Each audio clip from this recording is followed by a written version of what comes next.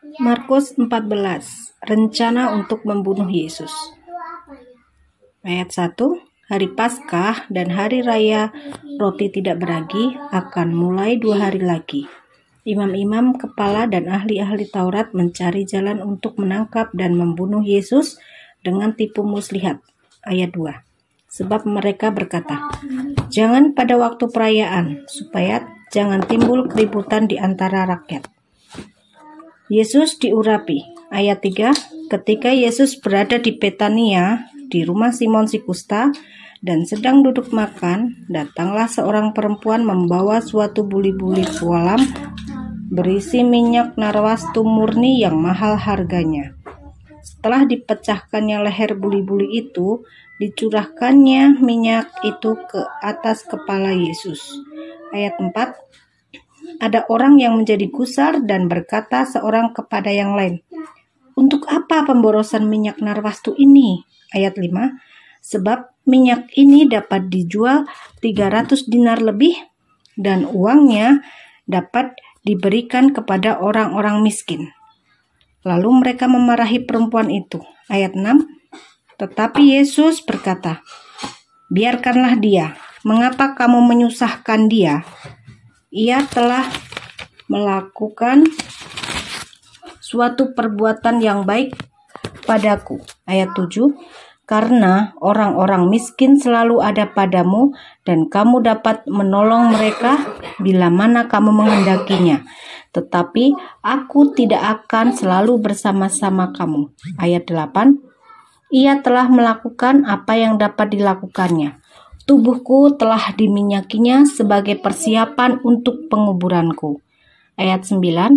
Aku berkata kepadamu, sesungguhnya di mana saja Injil diberitakan di seluruh dunia, apa yang dilakukannya ini akan disebut juga untuk mengingat dia. Yudas mengkhianati Yesus. Ayat 10. Lalu pergilah Yudas Iskariot, salah seorang dari ke-12 murid itu, kepada imam-imam kepala dengan maksud untuk menyerahkan Yesus kepada mereka. Ayat 11. Mereka sangat gembira waktu mendengarnya dan mereka berjanji akan memberikan uang kepadanya. Kemudian ia mencari kesempatan yang baik untuk menyerahkan Yesus. Yesus makan Paskah dengan murid-muridnya. Ayat 12.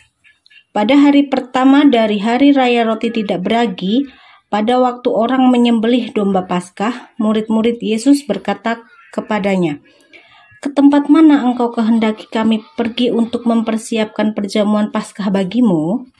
Ayat 13. Lalu ia menyuruh 2 orang muridnya dengan pesan, pergilah ke kota. Di sana kamu akan bertemu dengan seorang yang membawa kendi berisi air. Ikutilah dia.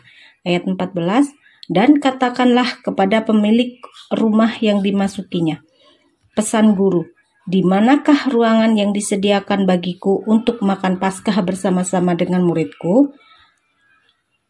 Ayat 15. Lalu orang itu akan menunjukkan kamu sebuah ruangan atas yang besar, yang sudah lengkap dan tersedia.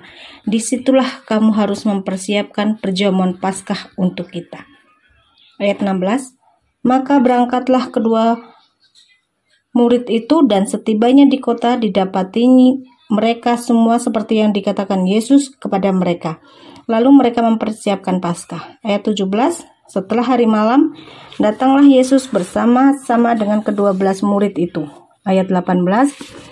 Ketika mereka duduk di situ dan sedang makan, Yesus berkata, aku berkata kepadamu, sesungguhnya seorang di antara kamu akan menyerahkan aku, yaitu dia yang makan dengan aku. Ayat 19. Maka sedihlah hati mereka dan seorang demi seorang berkata kepadanya, bukan aku ya Tuhan. Ayat 20. Ia menjawab, orang itu ialah salah seorang dari kamu yang 12 ini. Dia yang mencelupkan roti ke dalam satu pinggan dengan aku. Ayat 21. Anak manusia memang akan pergi sesuai dengan apa yang tertulis tentang dia.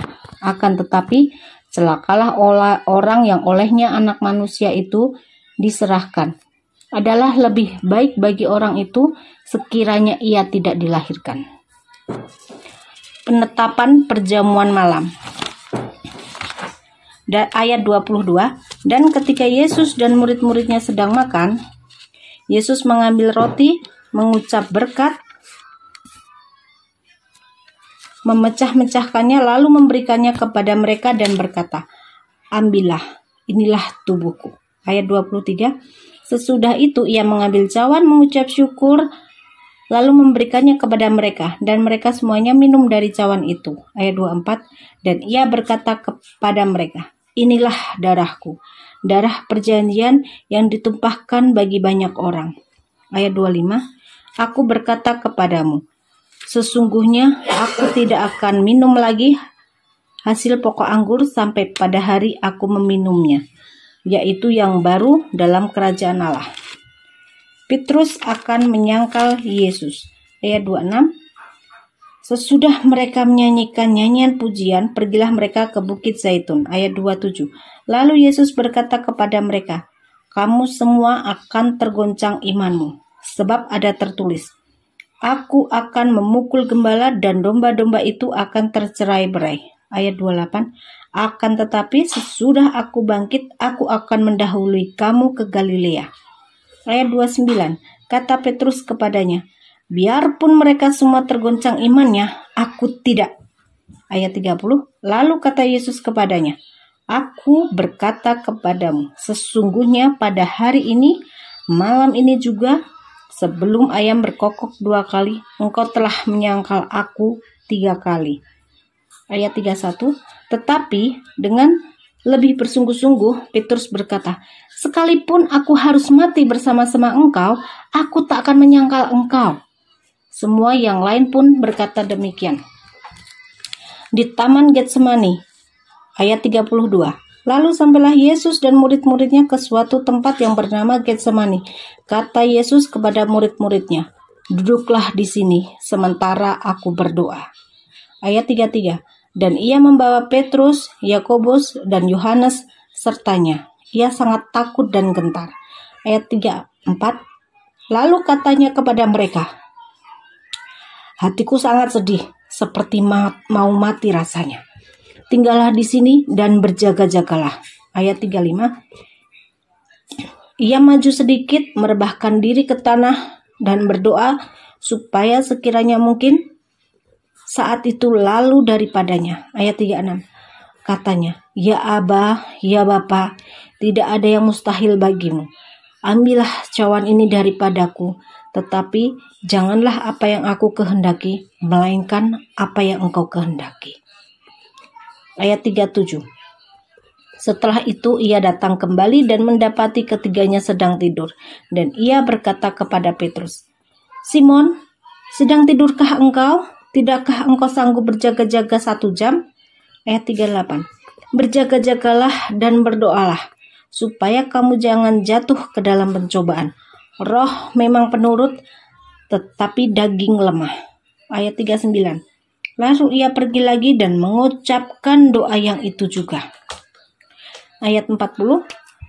Dan ketika ia kembali pula, ia mendapati mereka sedang tidur, sebab mata mereka sudah berat dan mereka tidak tahu jawab apa yang harus mereka berikan kepadanya. Ayat 41. Kemudian ia kembali untuk ketiga kalinya dan berkata kepada mereka, tidurlah sekarang dan istirahatlah, cukuplah. Saatnya sudah tiba. Lihat, anak manusia diserahkan ke tangan orang-orang berdosa. Ayat 42.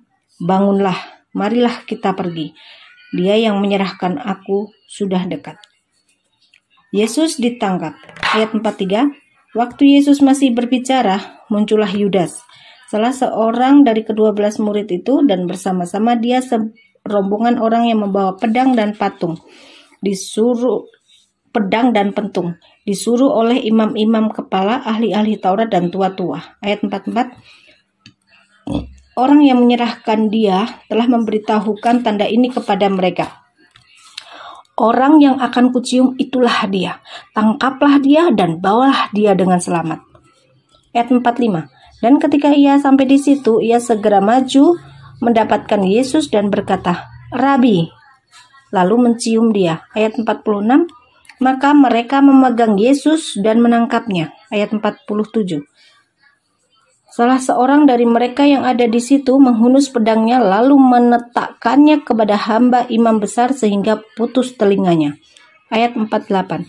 Kata Yesus kepada mereka, Sangkamu aku ini penyamun, maka kamu datang lengkap dengan pedang dan pentung untuk menangkap aku. Ayat 49.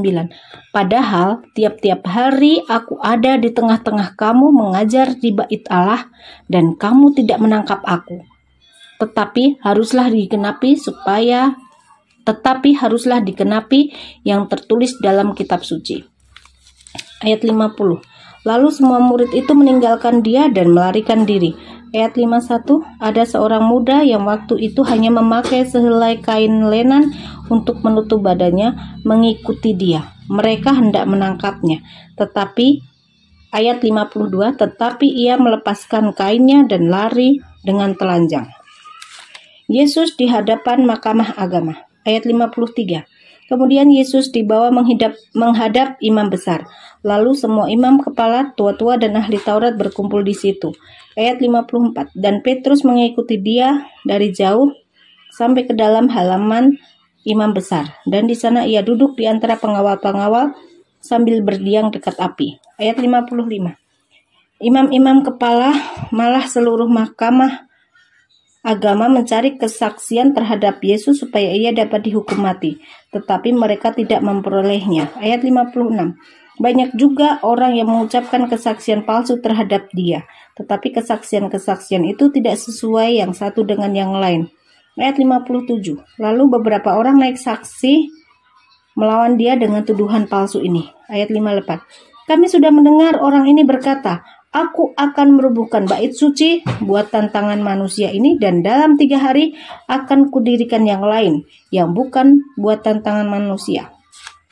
Ayat 59. Dalam hal ini pun kesaksian mereka tidak sesuai yang satu dengan yang lain.